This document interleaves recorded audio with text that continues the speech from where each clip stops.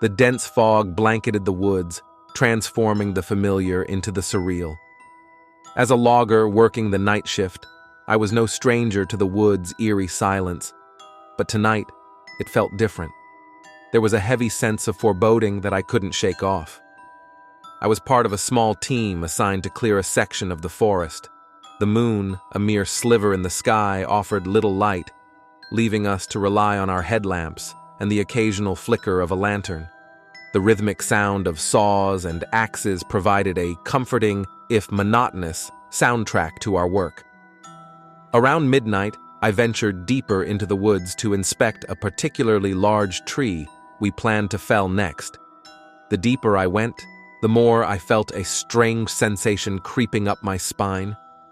It was as if the forest itself was watching me, its unseen ease boring into my back. Shaking off the feeling, I focused on the task at hand. Suddenly, a sharp crack echoed through the woods, followed by a low guttural growl. I froze, straining my ears for any sound that could explain what I had just heard. My heart pounded in my chest, and my breath came in short, ragged gasps. The forest had fallen eerily silent, as if holding its breath.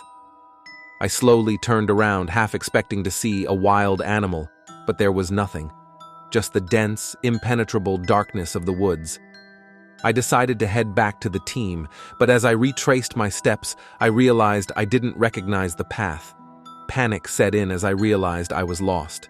The growl returned, closer this time, and I could hear the sound of heavy footsteps crunching the dry leaves. I quickened my pace, my headlamp's beam darting frantically from tree to tree, searching for any sign of the creature. Out of nowhere, a figure emerged from the shadows. It was tall and thin, with elongated limbs that seemed to stretch unnaturally. Its eyes glowed a faint red in the darkness, fixated on me. I stood rooted to the spot, my mind struggling to make sense of what I was seeing. The figure moved closer, its movements jerky and unnatural. I could see now that it wasn't human. Its skin was a sickly pale color, stretched tightly over its skeletal frame. I realized with horror that it was something else, something not of this world.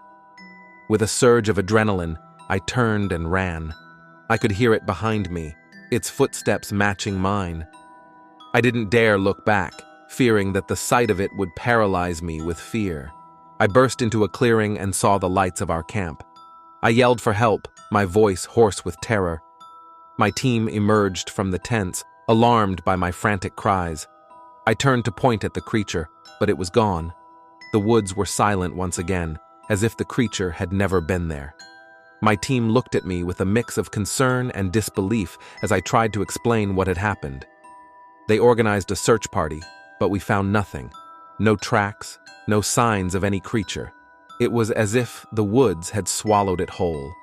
In the following days, I tried to convince myself that it was just my imagination, a trick of the light and the isolation. But deep down, I knew what I had seen was real. I never worked the night shift again, and I avoid the woods at night.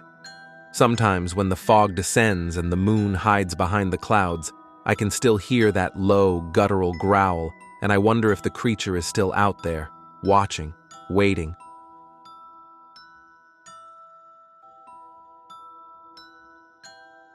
I never thought working at Sterling Library, just on the edge of Rochester, would bring me face to face with terror. My name is Alex, and I've been working at this massive library for about 4 months. It's a place buzzing with people, a sanctuary of books and quiet corners. You'd think it's the safest place, right? Well, I thought so too, until strange things began to happen. It all started with a peculiar encounter.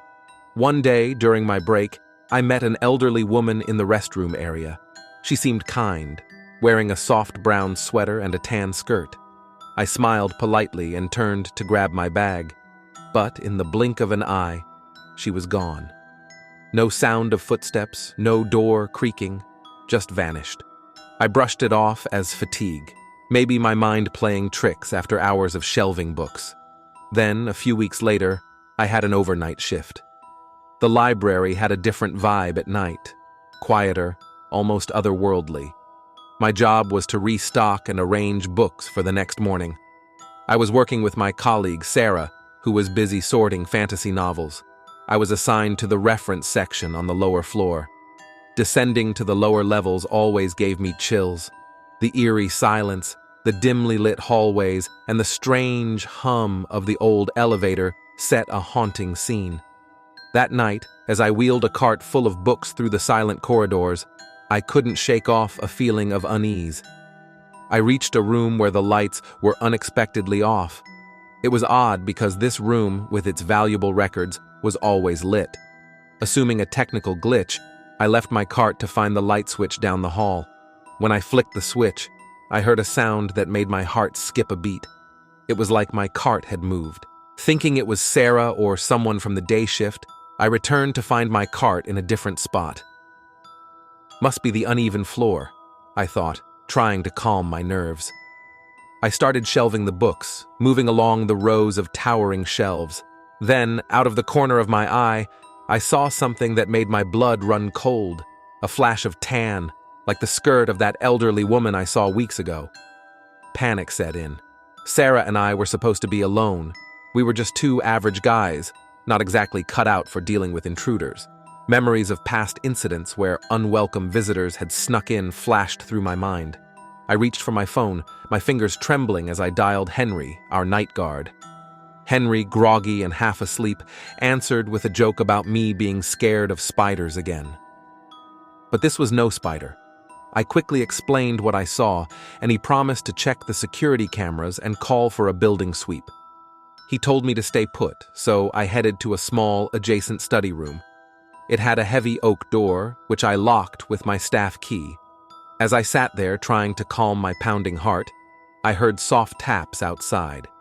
Then, under one of the low tables in the hallway, I saw him, a figure in tattered brown clothes, with a wild beard and crazed eyes. What truly terrified me was the glint of a knife in his hand, coated in something dark. My mind raced with fear. I wasn't a hero, I was just a library assistant. Tears streamed down my face as I called Henry back. The police arrived soon after, but those minutes felt like hours. The man was slamming the knife against the glass, a manic grin on his face. His eyes were fixed on me, full of madness. The police struggled to subdue him. It was a scene straight out of a nightmare. Later, I learned that the man was homeless, high on substances, and had sought shelter in the library. When he saw me, he panicked, thinking I would throw him out. His intention was to silence me, to avoid getting caught. After that night, the library beefed up its security. Sarah and I never let each other out of sight during our shifts. But even with these precautions, I can't shake the feeling of being watched, of shadows lurking in the quiet corners of the library. Every little noise in the dark sends a shiver down my spine. I guess some experiences stay with you long after they're over.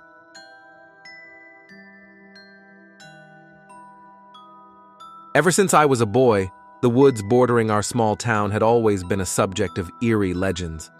But as a grown man, I had dismissed these tales as mere superstitions.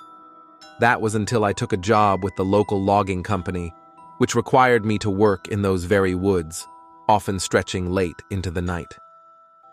It was a chilly autumn evening, and the sun had set early, as it often does in these parts.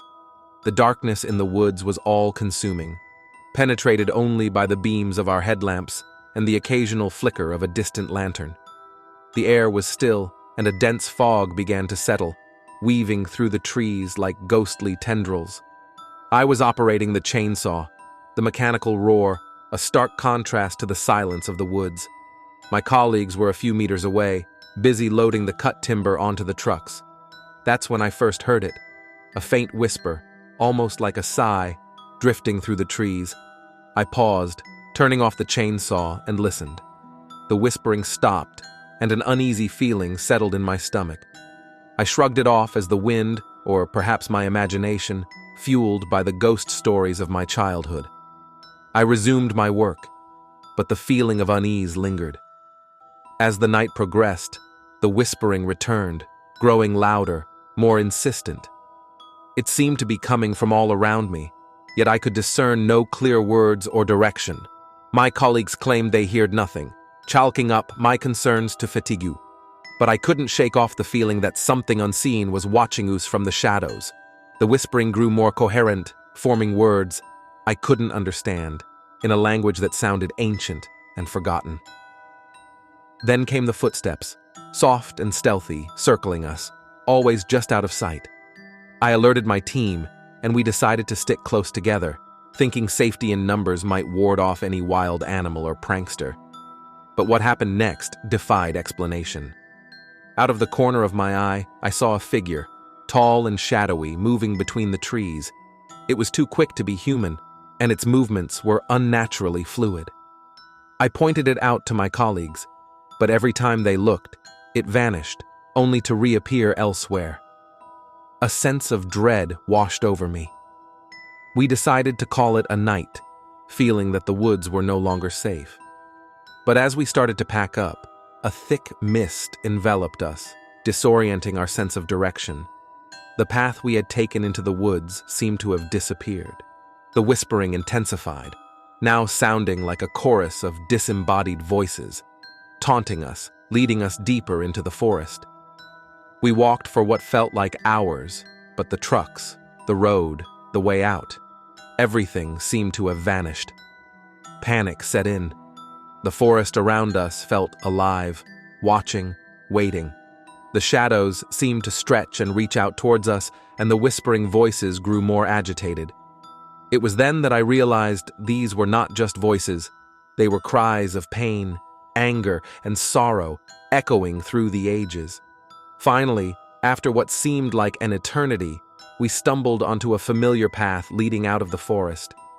We didn't stop to look back until we reached the safety of our trucks. As we drove away, I glanced back at the looming trees. For a moment, I thought I saw figures standing at the edge of the woods, their eyes reflecting the moonlight, and their whispers carried by the wind.